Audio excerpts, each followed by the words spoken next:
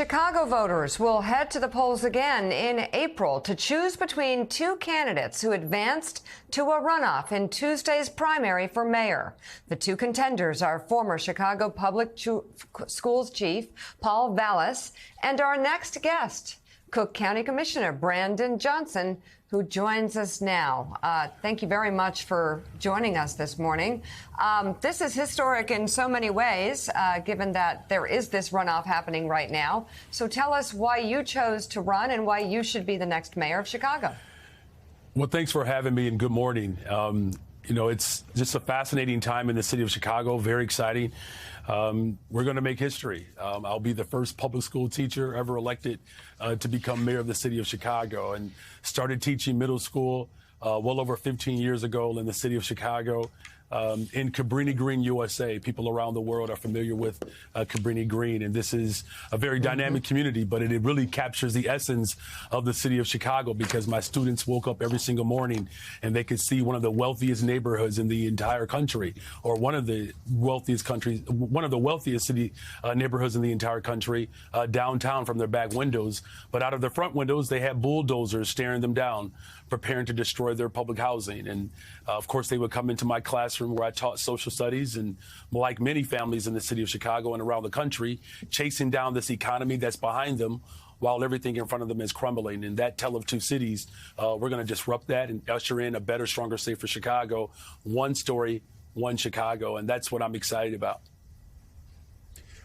Commissioner, thanks so much for being with us. You talked about a safer Chicago. I heard that was part of the description of what your Chicago looks like. There's always sort of an oversimplification in media when you look at these races, especially what we've seen in the Democratic Party for mayoral races or DA races across the country over the past couple of years since big crime spike. And that is a progressive candidate against a, quote, law and order candidate. My question is, can a progressive candidate at the same time, like yourself, is that a false choice is a better way to ask this question.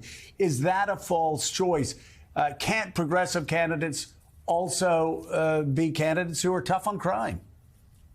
Well, it's really about being smart. Quite frankly, you know, my wife and I will be celebrating 25 years of marriage in June, and we're raising all three of our children in one of the most dynamic communities in the entire country. It's the Austin neighborhood on the west side of Chicago. It's one of the largest concentration of black folks in the entire country.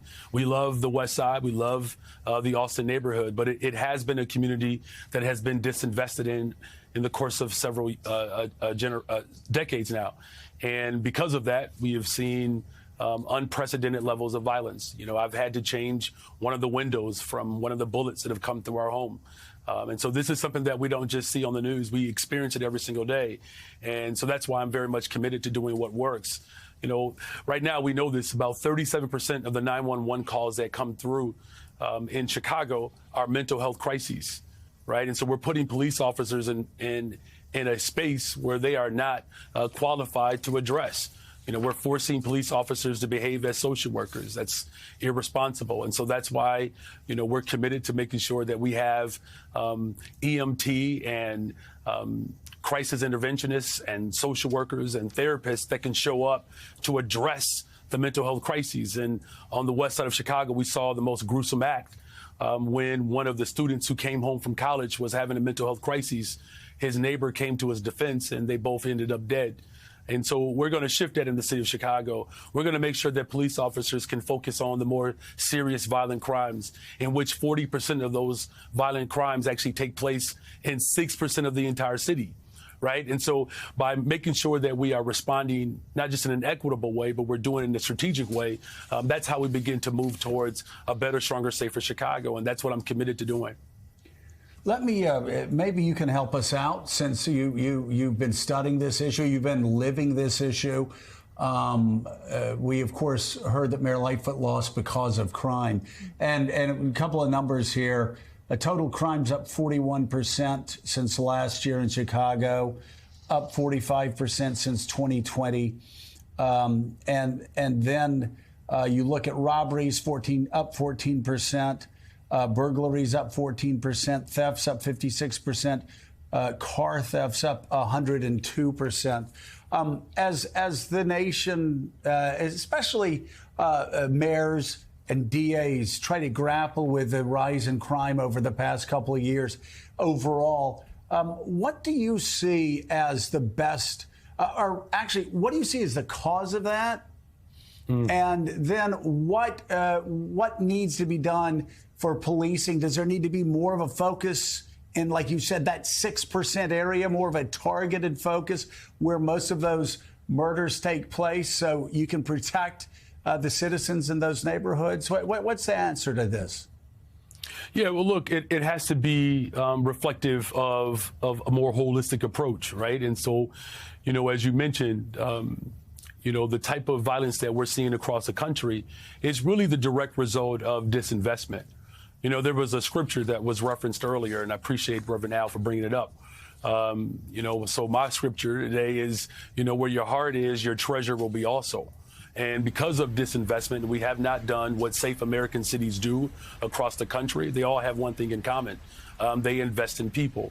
And, Reverend Al, I grew up in a sanctified home for whatever it's worth. My father was a pastor and a carpenter. Do you understand the pressure when your father is just like Jesus? It's a lot of pressure going on in that home. But he raised us with those principles and values that we are only as strong as the person who is struggling the most. And so where there's particular ailment, if you don't address it, that begins to affect the rest of the body. And so that's why my plan, a very sweeping public safety plan and a budget plan that gets at the root causes of the violence in the city of Chicago and the root causes that we're seeing all over the country. But we're dealing with the immediate crisis.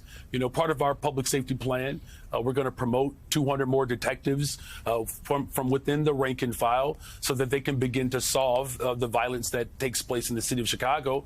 But we have a consent decree that has been ignored. And so we're going to spend to make sure that we are implementing that with all expediency. And so, again, where your treasure is, of course, your heart will be also. And so as the mayor of the city of Chicago, I'm committed to investing in people, because that's really what's going to get us out of this particular state of violence and the type of trauma that people have been experiencing for too long in this city.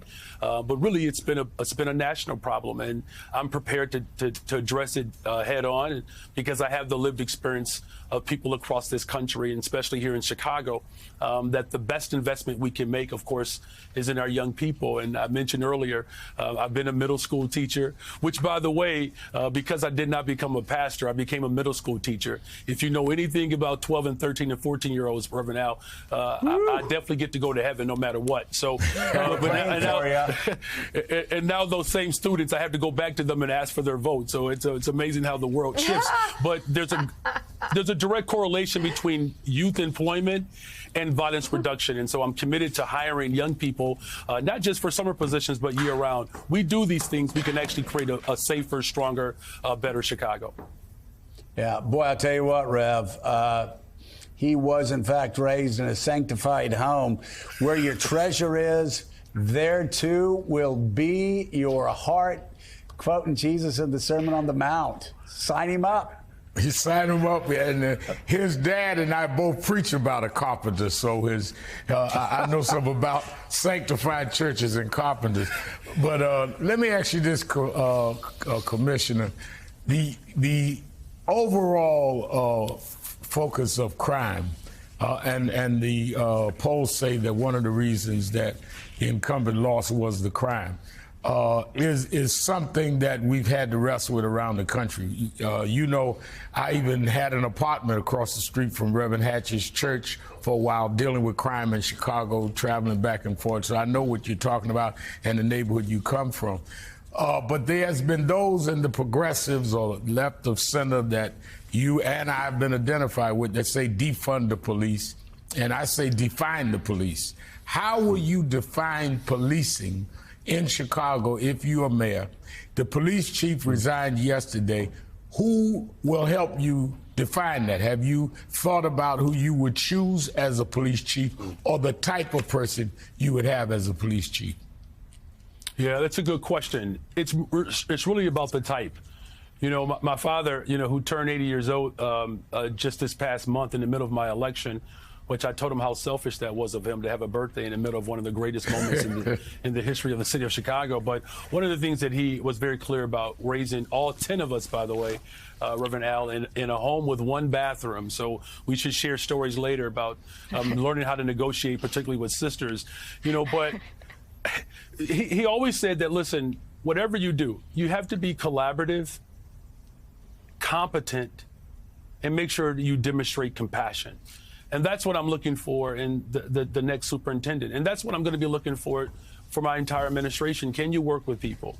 Can you display a level of competence? Can you make sure that you are compassionate? Because that's what policing has to look like. That's what our public education system has to look like. That's what public housing has to look like, public transportation, and good jobs. As we come out of the month of February celebrating Black history, as a social studies teacher, I'm very clear about what the formerly enslaved asked for as emancipation became more of a reality.